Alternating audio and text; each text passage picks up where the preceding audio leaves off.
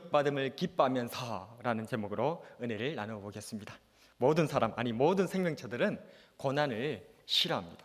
고난이 싫은 이유는 고난이 생명체의 그 존재가 존속되도록 하는 그것을 방해하기 때문에 그렇죠. 한마디로 고난이나 고통은 생명체가 살 수 없도록 그렇게 존재를 부정하고 공격하는 그런 모습으로 나타나는 과정이기 때문에 누구나 사람이라면, 생명체라면 다 고난이나 고통 이런 것들은 피하고 싫어하기 마련이다 그 말입니다. 그런데 여기 고난을, 능력을 도리어 기뻐하는 사람들이 나타납니다. 오늘은 사람들 모두가 싫어하는 이 고난을 도리어 좋아하고 기뻐하는 성경 인물들을 살펴보면서 어떻게 그럴 수 있는지를 함께 은혜 나누는 시간들 가졌으면 좋겠습니다. 오늘 본문을 요약하면 이렇습니다. 백성들이 사도들을 두려워하며 복종하자 시기가 난 대제사장들과 사두개인들이 사도들을 잡아 가두게 됩니다. 하지만 주의 사자로 인해서 옥에서 풀려나게 되어졌고, 옥에서 풀려나자마자 이 사도들은 새벽에 성전에 나가서 또 주의 복음을 전파하는 것이죠. 이에 다시 그들을 끌어다가 공회 앞에 세워서 신문하면서 복음 전파하지 못하도록 대제사장들이 위협을 하지만 베드로와 사도들이 대답하여 이르되 사람보다 하나님께 순종하는 것이 마땅하니라 라고 말하면서 너희가 죽인 예수를 하나님께서 임금과 구주로 삼으셨고 우리는 이 일의 증인이다 라고 말하죠. 이에 크게 노한 대제사장들은 사도들을 없애고자 하였지만 그들 중 율법사 가말리엘이 말하기를 사람의 일은 스스로 무너지게 될 것이고 하나님께서 하신 일들은 계속해서 흥왕하게 될 것이다. 그래서 이들의 일들이 사람의 일들이라면 무너질 테니까 조금만 기다려보자 이렇게 얘기를 한 것입니다. 그러니까 그 가말리엘의 말을 옳게 여기고 이 대제사장의 무리들이 이제는 사도들을 채찍질하고 또 위협하여서 이제는 복음 전하지 못하도록 그렇게 하고 풀어놓아 주었고, 이 사도들과 또 이 모든 이 하나님의 백성들은 그 이름을 위하여 능력받는 일에 합당한 자로 여기심을 기뻐하면서 공회 앞을 떠났다. 그리고 그들이 날마다 성전에 있든지 집에 있든지 예수는 그리스도라고 가르치기와 전도하기를 그치지 아니하였다라는 것이 오늘 우리가 읽었던 성경의 요약입니다. 복음 전파하다가 고난당하고 능력을 받았지만 도리어 이를 기뻐했던 사도들의 모습이 이렇게 기록되어 있는 것이죠. 이는 비단 사도들만의 모습이 아닙니다. 히브리서 11장 24절에서 25절에서 믿음으로 모세는 장성하여 바로의 공주의 아들이라 칭함받기를 거절하고 도리어 하나님의 백성과 함께 고난받기를 잠시 죄악의 낙을 누리는 것보다 더 좋아하였다라고 말하고 있습니다. 뿐만 아니라 시편 84편 10절에서 다윗왕은 주의 궁정에서의 한날이 다른 곳에서의 첫날보다 나은즉 악인의 장막에 사는 것보다 내 하나님의 성전 문지기로 있는 것이 좋사오니 라고 고백했습니다. 모세와 다윗왕의 공통점은 무엇입니까? 세상에서 누리는 영광과 즐거움보다 하나님을 선택한 이 고난이 도리어 더 좋다라고 고백하고 있더라는 것입니다. 이런 모세와 다윗왕에 이어서 오늘 본문에서도 사도들은 똑같은 고백을 하고 있습니다. 오늘의 요절인 41절 말씀 한번 같이 읽어보겠습니다. 41절입니다. 시작. 사도들은 그 이름을 위하여 능력받는 일에 합당한 자로 여기심을 기뻐하면서 공회 앞을 떠나니라. 아멘. 고난은 모든 사람들이 싫어하는 것입니다. 할 수만 있다면 피하고 싶은 것이 이 고난입니다. 그런데 어떻게 사도들은 이처럼 고난받는 것을 기뻐할 수 있었던 것일까요? 여러 사도들 중 오늘은 특별히 사도 베드로에 대해서 집중해서 살펴보면서 이 고난을 당하고 능력받았음에도 불구하고 기뻐할 수 있었던 그 이유를 한번 살펴보고 은혜를 나누었으면 좋겠습니다. 사도 베드로, 그는 갈릴리 어부 출신으로서 당시 예수님의 제자들 중에서 가장 나이 많은 사람으로 알려져 있습니다. 뿐만 아니라 그의 다혈질적인 기질로 인하여서 다른 제자들보다 유독 돋보였었고 실제적으로 제자들 중에서도 가장 수장적인 모습을 많이 보여줬던 인물입니다. 주님 잡혀 죽으시기 전날 밤에 주님께서 제자들이 모두 다 흩어질 것이다 라고 예언하셨을 때에도 베드로가 대답하여 이르되 모두 주를 버릴지라도 나는 결코 버리지 않겠나이다 라며 당당히 외쳤던 사람이 바로 이 베드로였습니다. 그러나 실제로 주님께서 대제사장들에게 잡혀서 신문 받으실 때 어린 여종 앞에서 예수님을 모른다고 부인하고 맹세하고 저주하면서 그렇게 3번이나 부인했던 사람, 그 사람이 바로 또 이 베드로라는 것입니다. 신문 받으시는 주님과 눈이 마주치고 새벽닭이 울게 되자 그제서야 주님 말씀하신, 베드로야, 내가 너에게 말하노니 오늘 닭 울기 전에 네가 3번 나를 모른다고 부인하리라 하신 말씀이 생각나서 밖으로 나가서 심히 통곡했던 베드로. 자기 자신에 대한 깊은 절망과 수치심, 주님에게 대한 그 배신에 대한 죄책감, 그것이 막 뒤섞여가지고 이 베드로가 그 새벽에 얼마나 펑펑 울었는지 모릅니다. 이후 주님의 부활 소식을 들었고 심지어 부활하신 주님께서 나타나셔서 그 못자국 난 손과 창자국 난 옆구리를 직접 보여주시기까지 하였고, 그렇지만 이 베드로는 그 부활하신 주님을 만나 뵈어도 그 예수님을 부인했던, 그 3번 부인했던 그 상처가 자기에게 너무 깊은 좌절감으로 다가와 있었던 것입니다. 그래서 거기서 벗어나지 못해서 이 낙심한 베드로가 다른 제자들에게 말합니다. 요한복음 21장 3절에 보면 나는 물고기 잡으러 가노라. 그는 아마 생각했을 것입니다. 주님께서 부활하셨고 나를 용서하셨다 하시더라도 이제는 나는 더 이상 주님의 제자로서 살 자격 없어. 나 같은 놈이 무슨 주님의 제자라고, 무슨 그렇게 예수님 전하고 살아간다고, 내 같은 놈이 무슨 그걸 할 수가 있겠어. 그렇게 깊은 좌절과 절망 가운데 이 베드로는 빠져서 그저 그 갈릴리 바닷가로 돌아가서 어부가 되려 했던 것입니다.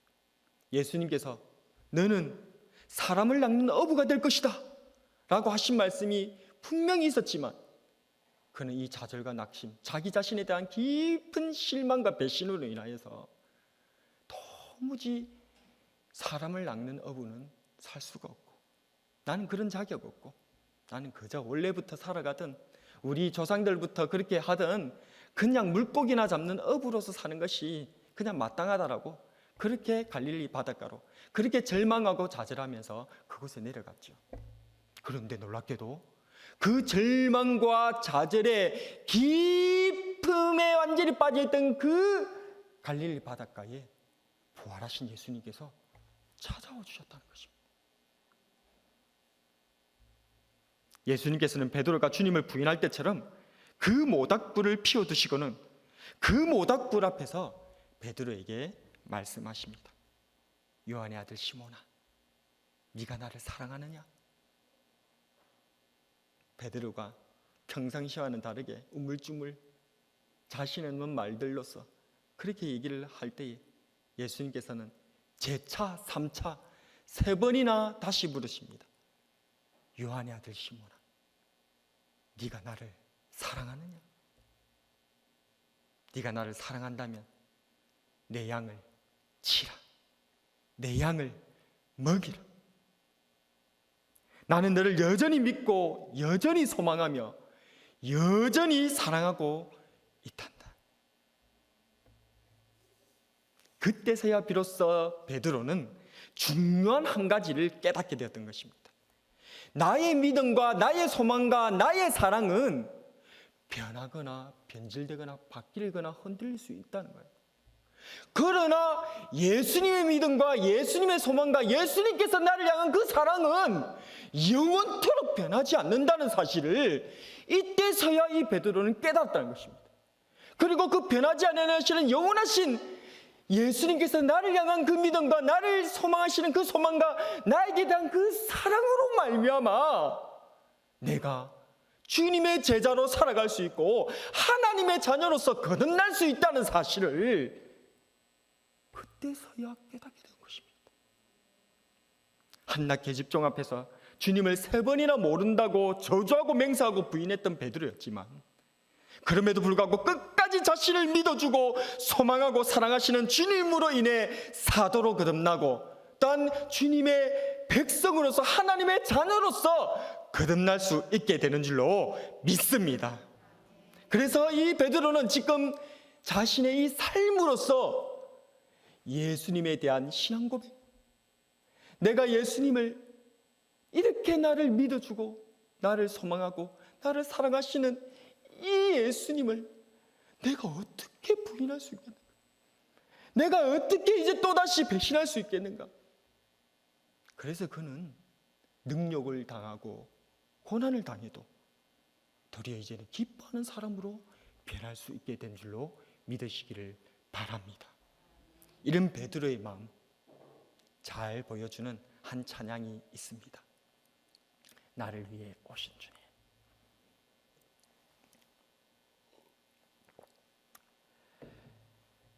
나를 위해 오신 주님, 나의 죄를 위하여서 유대 민족들에게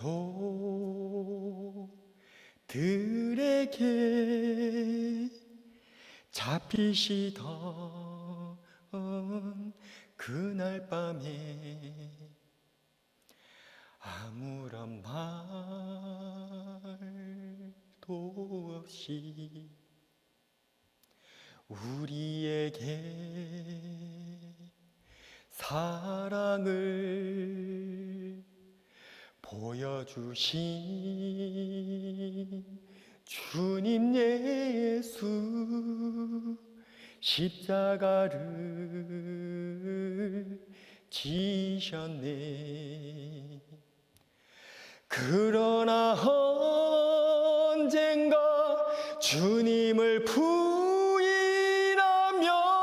원망하고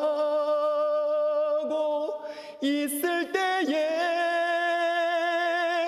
나에게 오셔서 사랑의 손길로 어루만지셨네.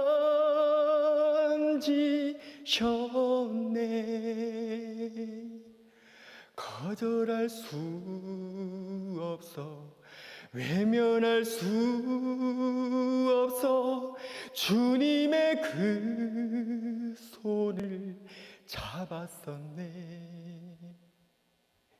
주님의 사랑에 뜨거운 눈물을 흘리고야 말았다네.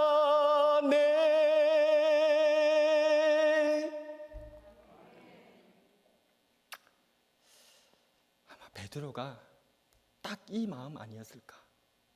거절할 수 없어, 외면할 수 없어, 부끄럽지만 주님의 그 손을 이제 잡고 다시는 나는 이 손을 놓지 않으리라. 주님의 이 사랑에 뜨거운 눈물로 그렇게 살아가리라. 아마 이 베드로의 고백이 저와 여러분들의 고백이 되어야 될 줄로 믿습니다. 주님을 위해 당하는 고난을 기뻐할 수 있었던 이유, 그 절망의 모닥불에서 여전히 나를 믿어주시고 여전히 소망하시고 여전히 사랑하시는 부활의 그 주님을 만났기 때문에 이 베드로는 능력받음을 기뻐하는 자로 변화될 수 있었던 것입니다. 오늘 우리도 내가 초라해지고 낮아지고 비참해지는, 나에게 절망하고 나에게 실망하는 그 고난의 모닥불에서 주님을 만나야 될 줄로 믿습니다.